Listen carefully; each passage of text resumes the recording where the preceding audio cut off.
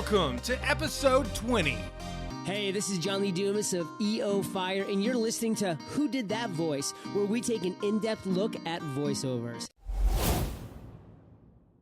The holiday season is upon us, and there is no time like the present to book your holiday getaway with 3D Travel Company.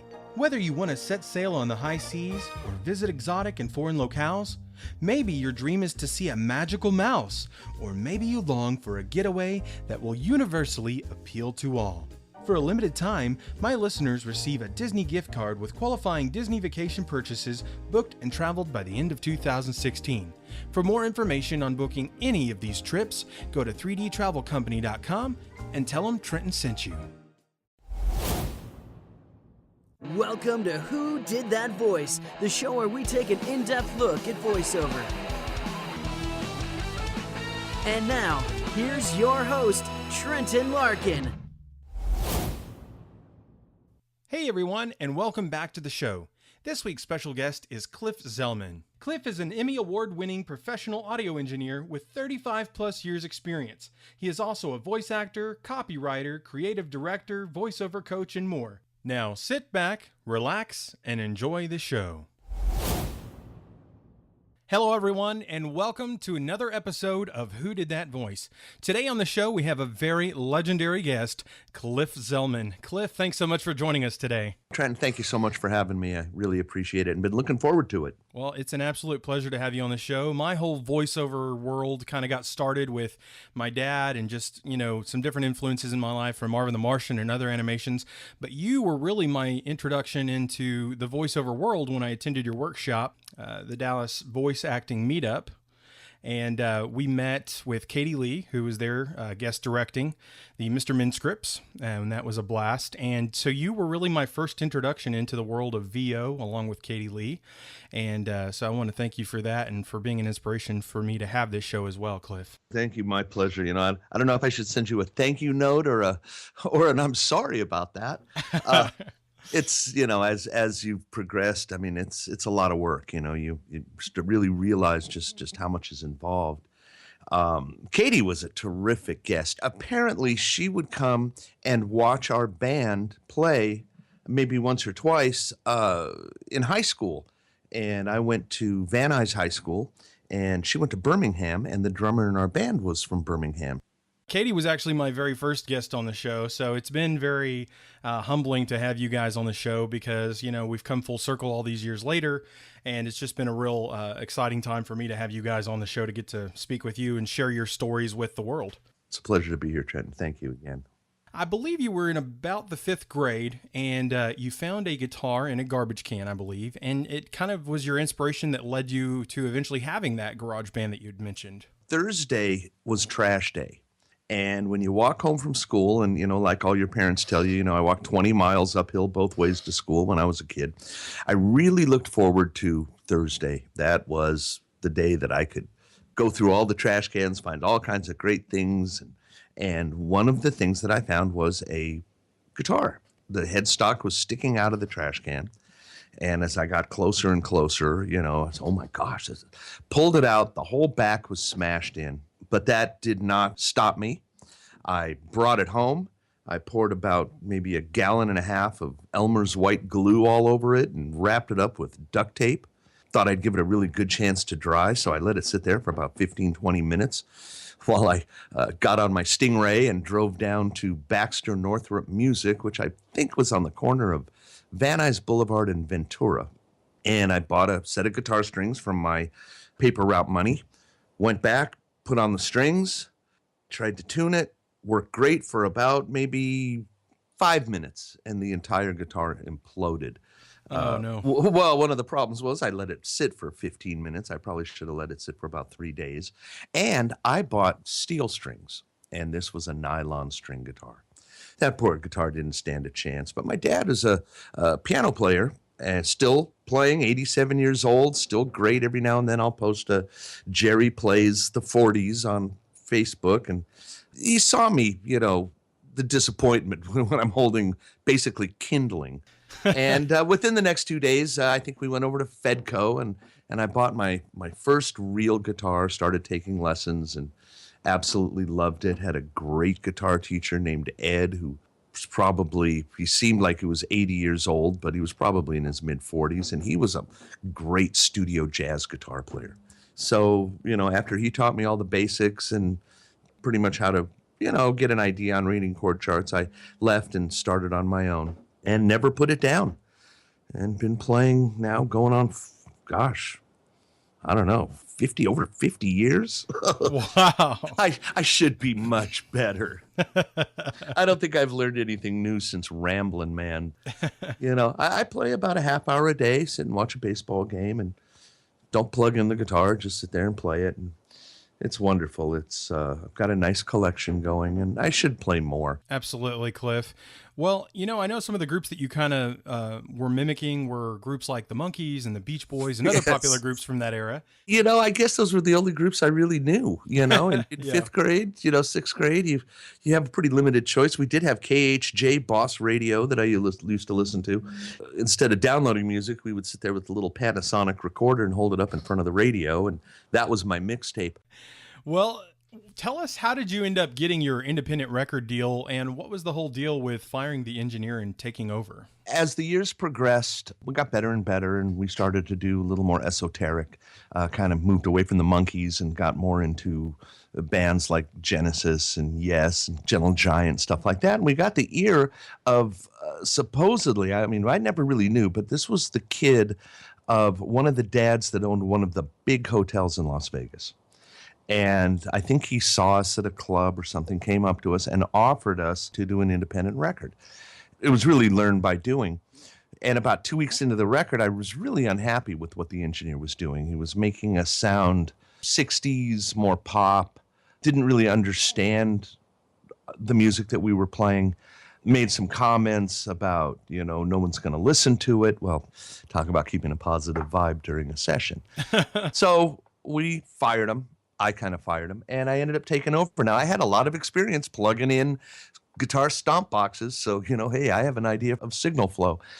I had help, one of the house engineers helped out.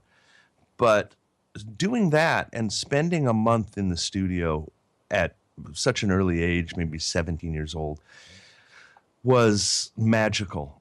And I never wanted to leave, and we would do 15, 18-hour sessions, and I was like, where did the time go? So eventually, and not too far off, the studio that we were working at offered me a job as an assistant engineer. And that didn't last very long because the folks weren't so happy about that. I was figuring out what to do in college. They never really considered a professional musician job for me, and kind of wanted me to go into accounting, I guess. So after high school, I enrolled at LAVC and took a year of accounting. And I'll tell you, Trenton, every class I just got further and further behind until I got to the point I said, this is just a waste of time. I don't know what I'm doing. I don't know where the money's coming from. I don't know where it's going. I have no idea what's going on. So I switched my major to music, and that was a lot of fun, and took a lot of theory classes. Didn't take any performing classes because I really wasn't there that long. After I was walking one day during lunch, and I went to the community bulletin board, and there on the bulletin board was an ad for a Gofer for a studio on Lancashire Boulevard, and I had really no idea what this studio was, which turned out to be one of the baddest studios in LA at the time. It was called Davlin Recording Studios, and during the day it was like Hall & Oates, at night was Alice Cooper. Then after that was England Dan and John Ford Coley and Al Stewart, just a parade of stars coming in and out. And I was pretty young, and, I really came in at the absolute bottom. And I guess I'm pretty grateful for that, because it taught me to take the most menial task and really make it my own. I'd have to go out and stock the refrigerator with Pepsis and 7-Up and whatever. But when I would stock it, I'd always make sure that the labels were facing outward. And I'd clean the bathrooms, and I'd make sure they were absolutely shiny, and I would fold over the toilet paper. So when anybody saw something, they'd think, oh, okay, Cliff did this. So this went on for about a year. I did tape inventory, and then I got my big promotion to receptionist. and I was allowed to answer the phone. Thank you for calling Davlin Studios. How may I direct your call? Oh, yeah, can I talk to Alice? It's like, cool, man. Let me put you on hold. So that lasted, about 6 months. And then I got another promotion where I was allowed to actually go into the studio and wrap mic cables. Once I was in the studio wrapping cables, cleaning up after sessions, taking out the trash, I would hang out at night, and I'd hang out with the maintenance guys. They taught me how to solder because they didn't want to solder, and strip wires, and eventually taught me how to align a tape machine. And that lasted at Davlin for about another 6 months, and got an offer at Fidelity Recording Studios on Whitsett and Moore Park. And I went down there for an interview, and they did not have the clientele that Davlin had. But I felt that I could have much more hands-on experience. And that lasted for, 17 years. Working my way up from assistant engineer to house engineer to chief engineer to head of in-house production. And then I ran the music publishing company for a while. But I really don't think I would have been able to do any of that stuff if I didn't start off at the absolute bottom and, learn where to find 2-inch tape at 2:00 on a Wednesday morning, building relationships with other assistant engineers and other studios around LA. That's really important. And I don't think a lot of people have that opportunity anymore with the technology as it is. So many resources. We had no resources. Resource was a telephone. People are jumping into professional situations much sooner these days without really having that kind of background and knowing how to solve problems on your own and trying to be seamless in the background and keep your ears open. And I think that we kind of need to get back to that, but I don't know if we ever will. Absolutely. I would wholeheartedly agree with you on that. Well, with everything that you've done, Cliff, how did you end up going from rock and roll to animation? Oh, my goodness. Well, Fidelity Recording Studios was rather infamous back in the day. What happened was I was doing rock and roll for so long, for 16, 17 years. And with rock and roll comes all the things that come with rock and roll. Sessions going until 4 or 5 in the morning. I was married, had a new baby, and didn't really want to do rock and roll anymore. And remember the old Godfather line, just when you thought you're out, they pull you back in. Well, it took me about 1.5 years, 2 years to really get out of rock and roll, and started working at Fidelity recording dialogue for animation, and they came to the studio. I volunteered to be the fader thrower, so to speak, and I sat there real quiet while I had the best of the best directors sitting next to me for 5 years while I was throwing faders. So the most important thing in my job was to make sure that only one microphone was on while the actor was talking. Now, these actors are hired not only because they're brilliant, but because of their incredible ad-lib skills. So if I yank the fader down because my script said that was the end of their line, sometimes they would continue with an ad-lib. I was always on edge, one fader down, one fader up. Grandma on fader 1, Tweezle on fader 3, Osgood on fader 1, throwing back and forth. And then we'd have group cheers where, yay, I want to go too. And then bam, all the faders go up, all the faders go down, pull up 8. And if you could go 15, 20 minutes without missing a fader, I mean, that's pretty awesome. The palms of my hands were sweating. The pay was excellent. We did 2 4-hour sessions a day, and I was running between North Hollywood to Studio City to Burbank, back and forth. And I really loved it. And an example of how times have changed, every session we walked in, there was a deli platter. There was fruit. There was cold cuts. There was drinks, non-alcoholic, of course. If it was an afternoon session, there were turkey sandwiches. And, back then there was 8 or 9 people doing it.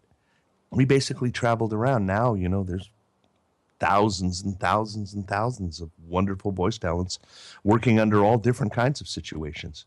I just kind of feel bad that, some folks that are really, really good today, never had a chance to experience that, the red carpet treatment. It was nice. And boy, I'll tell you, it was red carpet, that's for sure. You kind of mentioned briefly that you worked with Deke and Disney and Saban, and I know you've done like dozens of Saturday morning cartoons when it comes to the audio perspective. And what was it like working on all those shows and kind of structuring the childhood that I grew up with and many others my age range had grew up with as well? It's not like you're sitting there and watching it on TV. It's very disjointed. We're working off of storyboards. But I'll tell you what it was nerve-wracking. If I missed a fader and a guy was talking and didn't come over, the director would sometimes look over to me and then look back at, through the glass to everybody in the semicircle and say, guys, it seems our engineer missed a fader. Maybe we're going a little too quick for him. Cliff, do we need to slow down? Guys, maybe you need to slow down a little bit so our engineer can keep up. Knowing, you miss a fader throw, there's a line of guys standing outside the door that would love to come in, take your place, and do it for free. So it was nerve-wracking. It was the pressure was definitely on. Not only did I have to maintain my studio etiquette, but I had to make sure that technically everything was perfect. You get a great ad lib from one of these guys, you cannot go back and do it again. You can try, but it's just not going to have the magic that it has. Yeah, absolutely. So what I did is I got all of my levels, and I'm sitting in front of a large console here. I've got 8 faders in front of me. And the faders are actually set so I can put them all the way to the top of the throw, which means all the way to the top. And I would adjust my level from the mic pre, which is up at the top of the board. So I didn't have to pull that fader up to 0. I had to just throw it all the way to the top and then let my mic pre make sure that I wasn't overloading. So you didn't have to land anywhere when you're throwing faders, going a mile a minute. I knew the importance of what I was doing. I knew the pressure that I was under. Like I said, my palms were sweating, and I loved it. Every 4-hour session felt like I just ran a marathon. I felt alive. I felt, involved. It was great. That lasted, like I said, about 5 years. Wow, that's a good long run. Well, I don't want to go into too much detail, but I do want to let people know that you did work on Power Rangers. It is something that's super special to me, and the fact that you were able to work on that show is pretty awesome. I know there's a lot of fans of this show that are Power Ranger fans as well, and the fact that you were able to be a part of that is pretty amazing as well. I was actually more than the continuing production of Power Rangers. I was the first stop for the cattle call. We had a line going around the block, go all the way down Whitsett Boulevard, of people coming in to do all of the ADR. And we just got in the 3/4-inch tapes from Japan, and we're looking at them. And the brilliant and ever talented and incredibly successful Tony Oliver was sitting next to me. And he was looking at this. We're watching before, we came in to do the auditions. And I just got finished doing a heavy metal band. So, I had my long hair and my ripped up Rolling Stone shirt. And I'm sitting there and I'm watching this. And this is all new to me. I've never heard of Power Rangers. I didn't know what it was. And I'm watching this and I'm thinking, this is the worst thing I've ever seen in my life. Meanwhile, Tony next to me is drooling, thinking, this is going to change everything. Well, we found out who was right and who was wrong. That was a lot of fun, watching the voices come to life. And that's really where I got my love for ADR. While I was doing animation, I was also very involved with Foley and ADR. And for those listening that don't know what Foley very simply is human sounds. Sitting in a chair, taking off your glasses, lighting a lighter, putting down a drink, opening a car door, the ruffle of your clothes, anything that humans create. I was very fortunate. I worked on a lot of horror movies. It was so much fun creating bone-breaking sounds. The drool coming off of the monster's mouth, which was usually a raw chicken filled with Jell-O, and you'd reach into the cavity of the chicken and slowly pull your hand out of this chicken carcass. Now, that's all fine and good until you realize you've been working for about 8.5 hours. And this chicken Jell-O combination starts to get a little bit funky. And I'm in the control room and the Foley artists are out, so I don't really smell it. And I'll come in a couple hours and move a microphone, do whatever. And it's like, oh my God, what are you talking about? Don't you smell that? I guess when your nose is in it for 8 hours, you really don't. But these guys were amazing. They would come in with truckloads, and I would call it the treasure trove of Foley. And they would bring in car doors, every percussion instrument, every utensil from a kitchen, a workshop from a garage, hammers, bags of nails, hubcaps, any sound you could possibly imagine, a whole rolling case just filled with different types of shoes. And we had what's called Foley pits. they're like you'd lift up the floor, and underneath the floor in the main room were 9 pits. One that had gravel, one that had sand, one that had stone, another had brick, another had concrete rough, another had concrete smooth. We had one that was railroad ties that made the sound. So a lot of walking effects. Foley walking is an art form. It's you're actually walking, but you're not moving. To create that sound of motion without moving is quite a talent. We would just next, flipping pages and building sounds. That's really what I love to do, is putting elements together, whether it's music, bass lines, guitars, drums, synths, vocals, or Foley, sound effects, explosions, just putting them all together and creating one experience. Well, Cliff, thank you so much for sharing all these deep, detailed stories. And, I guess. Hey, man, it's fantastic. No, you're welcome. But deep, I don't know. Well, I mean, because you're giving us more than just, hey, I did Foley, hey, I did ADR work. You know what I mean? It's deep in the sense of the people that are going to hear this. It's deep for them because they haven't necessarily dove into these topics like you're diving in. So, Cliff, getting back to all of the story about you, man, how you've been talking about LA, but you're in Dallas now. So how did that all transpire? What made you move from LA to Dallas? Well, being out of rock and roll, really starting around 1990, LA is obviously the place for production, television production. But in February 1994, my house was the black dot on the FEMA map for destruction for the 94 Northridge earthquake. Wow. And FEMA, the next day, when they could make their way through the debris, knocked on my door. I opened the door to my house. Guy walks in, looks around and says, wow. We needed a new place to live. So my brother married a girl from Dallas 8 years before the earthquake. And we would go and visit a couple times a year. Loved my brother, missed my brother. Took my wife, took the baby, and we're walking down the street at night. I'm walking his dog and with my wife, and I see a sign in front of a house on his block. Beautiful little house, really nice brick, big archway in the front. And in Dallas back then, the housing market was really in the toilet. I mean, they couldn't give away a house. And we were pricing houses in LA and the Valley and 400. That's funny because, now it seems like a bargain, but back then, $450,000, $500,000 for an 1,800 square foot house with no air conditioning. It was crazy. In Dallas, they have these sign posts on the front lawn that tell you everything about the house. And I looked at a number on the bottom and I thought, wow, that's a pretty reasonable down payment. Well, my wife said, no, that's the price of the house. We said, oh my God. Well, it just so happened to be on the block of an exemplary rated elementary school that my daughter would soon be attending.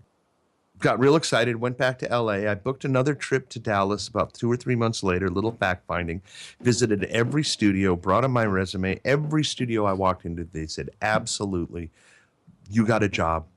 Just call us when you take possession of your house. Well, on that, we said, okay, let's do it. We packed up, moved to Dallas. I met the owners of this brand new company called Radio Vision. I had a couple interviews with some other studios. One of them was Stokes Group, was just gorgeous. I walked in, there was marble everywhere. They're doing United Healthcare in one room, American Airlines in another room. And I'm, wow, this is very reminiscent of what I left in LA. Then I went up to the interview at Radio Vision, and there were cables everywhere. They were working on a half-inch reel-to-reel, using semi-pro gear. When I walked in, looked around, I said, you know what? This is a place that I can make a difference. We briefly mentioned the DVA earlier, the Dallas Voice Acting Meetup Group. How did that all come about, Cliff? So back in 2005, I started the Dallas Voice Acting Meetup Group. But it's interesting because I started the group specifically to find new local talent for my agency. I was not looking to start any kind of class, any kind of school, so to speak. The first meetup I had, one person showed up, and they brought their baby in the stroller. Goodness. The second meetup, I had about 6 or 7 people. The third meetup, I had 20. The fourth meetup, I had over 50. And I don't know how it exploded. So I thought I would give it a shot and just fell in love with it and saw people's eyes light up and light bulbs over their head when they heard themselves reading properly. But what ended up happening was for the first couple months, every night was a newbie's night. I was starting over. So I took a break and I spent about 4 or 5 months and I wrote a whole syllabus. And I said, and I called it the 8 spokes of voiceover. And basically breaking it down into the 8 fundamental skill sets that you must have if you want to even consider voiceover. And then I started bringing in guests. And I brought in some of the just absolute sweethearts of the VO world. I brought in Tom Deere, Dan Friedman, Dave Courvoisier, brought in Dan Leonard. Uncle Roy was a favorite. Bring him in over Skype. We would tag team direct, and that took off. I turned down about 80% of those that want to do demos with me, but it's not a bad turn down. It's like, look, I don't want you to spend your money yet. Let's do a little more training, and I will then recommend some coaches that I know personally, and I'm very, very confident, recommending these people. And then I'll talk to the coach in a year, 6 months. How's this person doing? Oh, they're doing great. They need a little bit more here, a little more there. Then we start talking about their home studios, because I insist that all demos that I do, not, you can do whatever you want, have to be recorded from your home studio. So how can folks get in touch with you, Cliff? Should they have any voiceover questions or audio engineering questions, or maybe they're wanting to produce a demo with you? How can they get in touch with you? I can be reached by email at kalifu@airmail.net. That's KALIF as in Frank, U as in unicorn, at airmail.net, or my website, a-mazingdemos.com. Well, Cliff, thank you so much for all your wonderful advice. It has been an absolute honor and pleasure to have you on the show today. Pleasure to be here, Trenton. Thank you again. Well, everyone, thanks so much for listening to Who Edited That Voice? There you go. With Cliff Zellman and Trenton Larkin. We'll see you next week for another adventure. Well, everyone, that's all the time we have for this episode. Join us this Friday for our next special guest, Blake Powers from 98.7 K-Love in Dallas, Texas. Tune in to hear him share all his stories about radio and voiceover. Hey, are you ready to win some awesome prizes? All you have to do is like our Facebook page or follow us on Twitter for your chance to be instantly and automatically entered for your chance to win. Thank you for joining us today. We'll see you next time for more discoveries on Who Did That Voice.